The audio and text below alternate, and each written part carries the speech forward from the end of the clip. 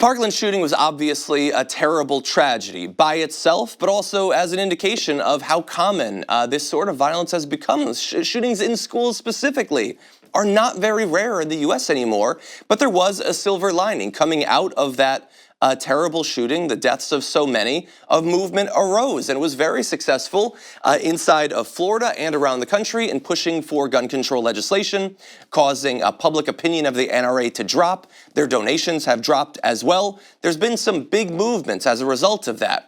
But in the immediate aftermath of the shooting, the NRA was trying to get the public moving in a different direction. We have an official at the NRA who corresponded with a Sandy Hook conspiracy theorist to try to spread doubt and muddy the waters around that shooting. So we're talking here about the day after an email sent. This is by NRA officer Mark Richardson, who said, "Just like Sandy Hook, there's so much more to this story."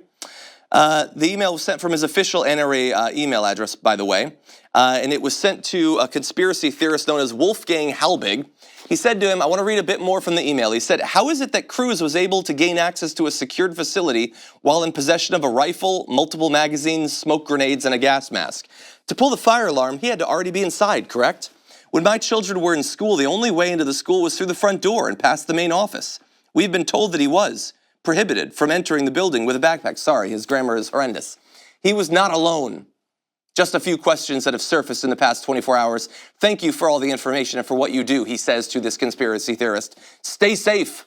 You should stay safe because there are crazy conspiracy theorists out there, and they might stalk you and your family. So in the day after the shooting, he was going to someone who has made his name by stalking the families of those who lost kids in Sandy Hook and telling him, "You should really be raising some questions about this. I don't know, it might have been more than one person." And he got what he wanted, because that very same day, Halbig went on InfoWars. They published a story. Video, second shooter reported in Florida massacre. Of course, that was not true. It was never true. I'm sure InfoWars had some sort of big public apology as a result of that.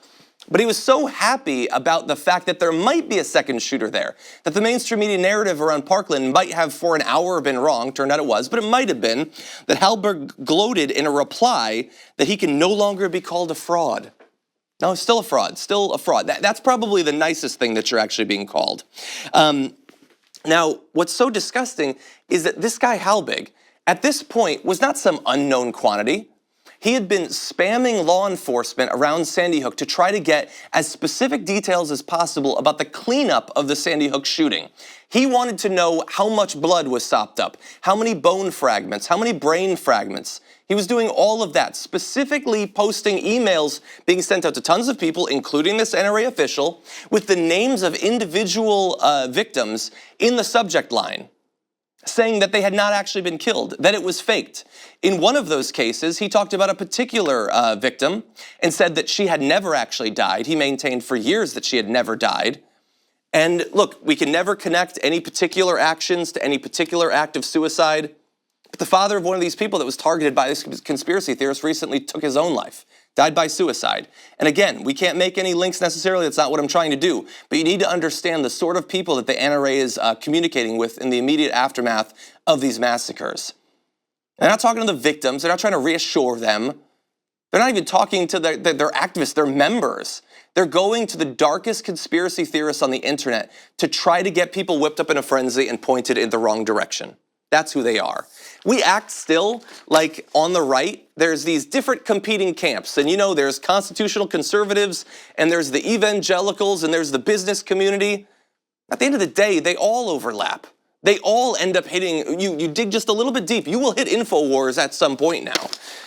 And it is disgusting. So we know what the NRA's strategy is. We know particularly how it has been applied to individual shootings. So the next time it happens, don't be surprised when they put out a video attacking the victims or attacking people who are pushing for gun control. That is not some sort of knee-jerk reaction. That is a part of their established strategy, and you can expect to see more of it in the future.